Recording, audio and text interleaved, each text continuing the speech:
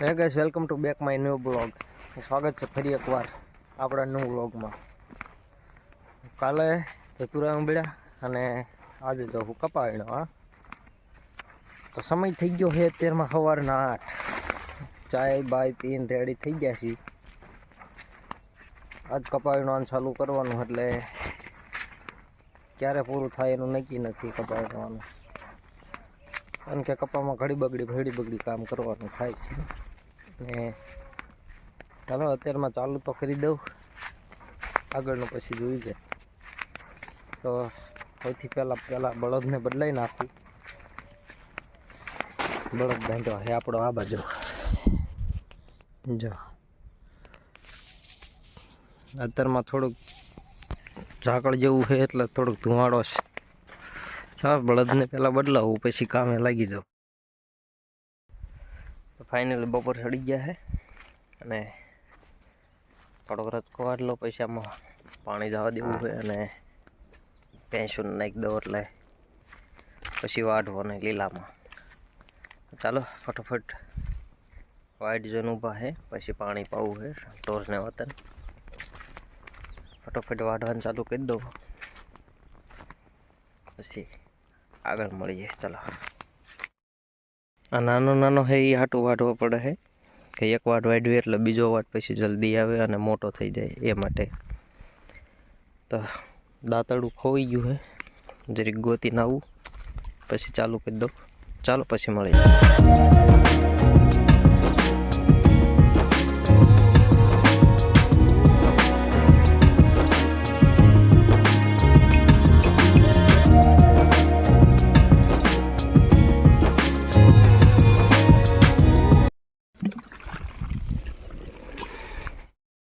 એની height જો, આ પહેલો વાટ છે આપણે આનો, અને જેટલી વખત વાટશું ને એટલી વખત આ ઘાટું થાય છે.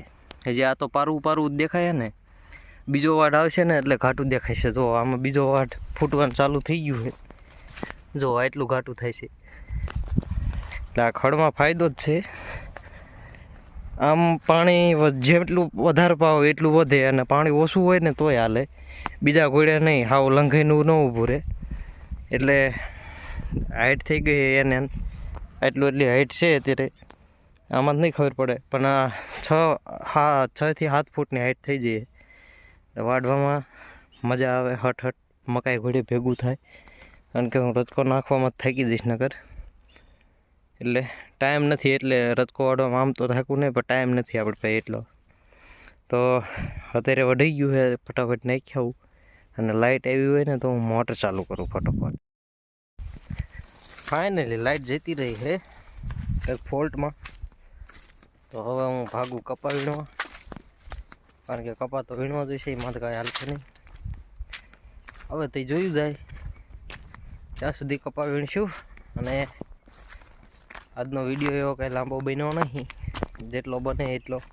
કારણ કે બહુ વધારે કામમાં હોય ને એટલે કટકા જ બને છે, બહુ લાંબો નથી બને શકતો. હમણાં કે જીરા બાજુ જતો નહીં, તો કાલ છે જ ના વાગ્યો તે બતાવી દીધું હતું. તો હાલો, હજી જ ટાઈમ છે ને જોવી હાજ સુધીમાં કેટલો વિડીયો બને ને કેટલો અપલોડ કરી શકું. આજે અપલોડ કર્યો એમાં કંઈક થોડું ઘણું ઓલું થઈ ગયું છે, બહુ હાલતો નહીં. જોઈ ચાલો મળીએ હવે હાજ સુધીમાં. ફાઇનલી તો લાઇટ આવી જાય છે. આ લાઇટે બધાનું કામ બગાડ્યું. ચાલો ચાલુ કરી દઈએ એવું મોટર. ટાઈમ થઈ ગયો છે 4:30.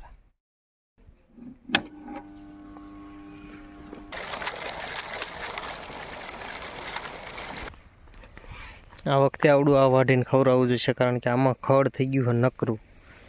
એટલે આ એક વખત ખવડાવી દઈએ ને એટલે ખડ ખૂટી રહે. જોઈશી, જો થોડુંક મોટું થઈ જાય તો વધારે મજા આવે. હા, બધું ધતુરા કેટલા છે બધાને ખોદીને કાઢવા જોઈશે બધાને. પેલી બાજુ આપણે નીકળી ગયા અને તબિયત થોડી ખરાબ થવાની શરૂઆત થઈ જાય છે. જોઈશું સવાર સુધીમાં રાગે આવે છે કે નથી આવતું.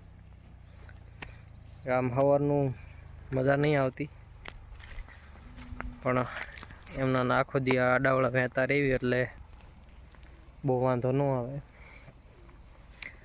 તો આગળ જે થોડાક વધીએ એટલે વિડીયો થઈ જાય આપણા માટે કમ્પ્લીટ. 5 મિનિટનો થઈ જાય ને તો કામ થઈ જાય. કારણ કે બનાવ્યો તો થોડોક પડ્યો હોય તો પણ ડિલેટ લાગી ગયો, ખબર ન રહેતા ડિલેટ મારતો તો બધું ટીક થઈને જતું રહ્યું. તો ચાલો આગળ મળીએ હવે આજ સુધીમાં.